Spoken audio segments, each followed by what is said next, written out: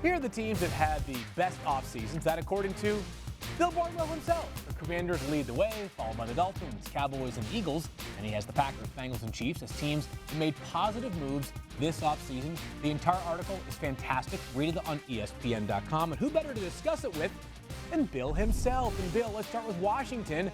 Why do they have the best offseason in your mind?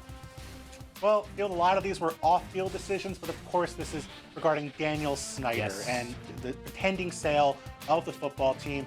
It's just been a rough 24 years. Maybe you have a few bad years here or there. It didn't feel like it was getting any better in Washington. That had been an organization that was one of the league's finest in the 24 years before Snyder got there. More Super Bowl wins in the prior 24 years than playoff wins across Snyder's 24 years in charge of Washington, which by all accounts appears to be coming to an end possibly before the 2023 NFL season begins. That is one of the more crazier graphics I've ever seen. Would you? Yeah.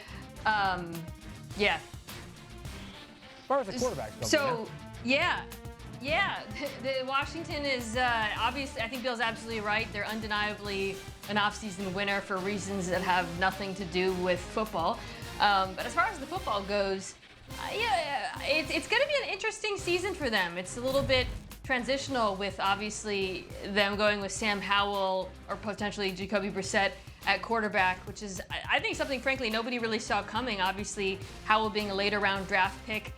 I will say that the team around Howell is quite good. I loved the addition of Eric Bieniemy as offensive coordinator. I would put that as another reason why they had that great offseason, and I think he knows how to capitalize on Howell's skill set in terms of his rushing ability, his experience with RPOs in college at UNC, something that Bieniemy did very well in Kansas City, and then his strong arm and willingness to attack downfield. So wouldn't be surprised if this offense is more efficient than last year and maybe surpasses some people's expectations.